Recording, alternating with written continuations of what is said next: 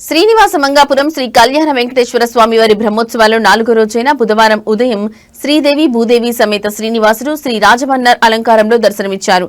శ్రీవారు చిలుకతో కూడిన దండం, ఆవుదూడ, లక్ష్మీహారం, మకర కంఠి, స్వర్ణ యజ్ఞోపవీతం, కల్కితురాయి, సూర్యచంద్రులతో కూడిన కిరీటం, శ్రీదేవి భూదేవి అమ్మవార్లు, గజలక్ష్మి, మామిడి పిందుల హారం, కమల, లంబా హస్తాలతో భక్తులను కటాక్షించారు. వాహనం ముందు భక్తజన బృందాలు చెక్క భజనలు, కోలాటాలతో స్వామివారిని కీర్తిస్తుండగా మంగళ వాయిద్యాల నడుమ స్వామివారి వాహన సేవ కోలాహలంగా జరిగింది. భక్తులు అడుగడుగునా కర్పూర హారతులు సమర్పించి స్వామివారిని దర్శించుకున్నారు.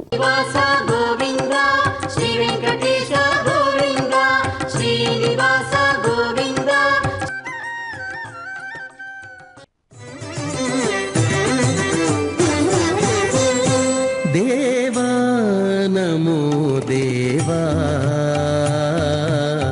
పావన గుణగణ భావా, దేవా నమో దేవా పావన గుణగణ భావా.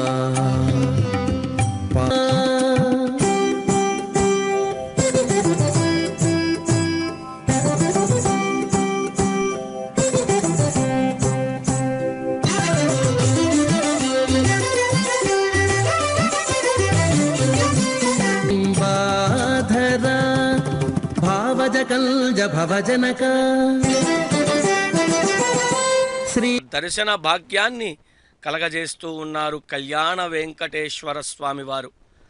బ్రహ్మోత్సవంలో వాహనం. అసలు బ్రహ్మోత్సవం అంటే ఏమిటి, బ్రహ్మోత్సవం ఎందుకు చేస్తున్నామని మనం తెలుసుకోగలగాలి. మాధవా కేశవ మధుసూదన విష్ణు శ్రీధరా పదనకం చింతయామి యూయం. భక్తుల కోర్కెలు తీర్చేటువంటి ఆ శ్రీనివాసుడు కల్పవృక్షాన్ని అధిరోహించాడు. ప్రకృతికి వాంఛిత ఫలాలన్నిటినీ కూడా మనం ఏదైతే కల్పవృక్షం దగ్గరికి వెళ్ళి కోరుకుంటామో ఆ కోరికలన్నిటినీ కూడా వెంకటేశ్వర స్వామి వారి యొక్క బ్రహ్మోత్సవ శోభ అలా మున్ముందుకు మాడవీధులలో నడుస్తూ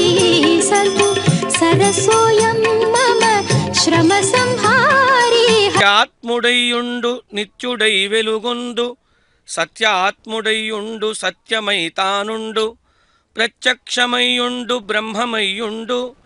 సత్యరాజ కూతురైనటువంటి పద్మావతీదేవిని చూసి మోహించి పరిణయమాడి చెయ్యండి అని అగస్త్య మహర్షి వేడుకొనగా ఆ వేదవేద్యుడు పరమాత్ముడు శివాంగే స్వర్ణ పీతాంబరం, అంతటా కూడా స్వర్ణ పీతాంబరం బంగారు వస్త్రాన్ని ధరించి ఉన్నాడట స్వామి. పాదే పరమానంద రూపం. తెలుసా, మనం పెద్ద పెద్ద స్తోత్ర పారాయణాలు చేయాల్సినటువంటి అవసరం లేదు, వేదాలను చదవాల్సినటువంటి అవసరం లేదు.